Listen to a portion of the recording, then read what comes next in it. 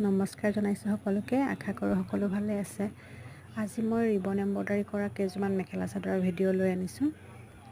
এইকেইযোৰ কাপোৰৰ ভিডিঅ' মই আগতে দিছিলোঁ বাৰু, তথাপিও মই আকৌ এবাৰ গোটেইকেইযোৰ কাপোৰ একেলগে ভিডিঅ' কৰি দিছোঁ। কাপোৰকেইযোৰ কেনেকুৱা লাগিছে জনাব। গোটেইকেইযোৰ কাপোৰ অৰ্ডাৰ থকা কাপোৰেই আছিল আৰু অৰ্ডাৰ হৈ গ'ল বাৰু, এতিয়া ষ্টকত নাই বৰ্তমান। যদি এই কাপোৰকেইযোৰৰ ভিতৰত কাৰোবাৰ ভাল লাগে তেনেহ'লে অৰ্ডাৰ কৰিব পাৰিব।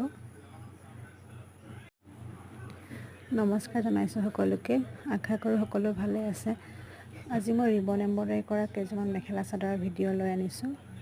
এই কাপোৰকেইযোৰৰ ভিডিঅ' আগতে মই আপলোড কৰিছিলোঁ, তথাপিও মই আকৌ এবাৰ গোটেইকেইযোৰ কাপোৰ একেলগে ভিডিঅ' বনাই দিছোঁ। কাপোৰকেইযোৰ কেনেকুৱা লাগিছে আপোনালোকে কমেণ্ট কৰি জনাব। এই গোটেইকেইযোৰ কাপোৰ ৰিবন এম্ব্ৰইডাৰী হয়, হেণ্ডমেড মিক্স পাটত কৰা হয় আৰু গোটেইকেইযোৰ কাপোৰ অৰ্ডাৰ থকা কাপোৰেই আছিল। এতিয়া ষ্টকত নাই বাৰু, অৰ্ডাৰ হৈ গ'ল।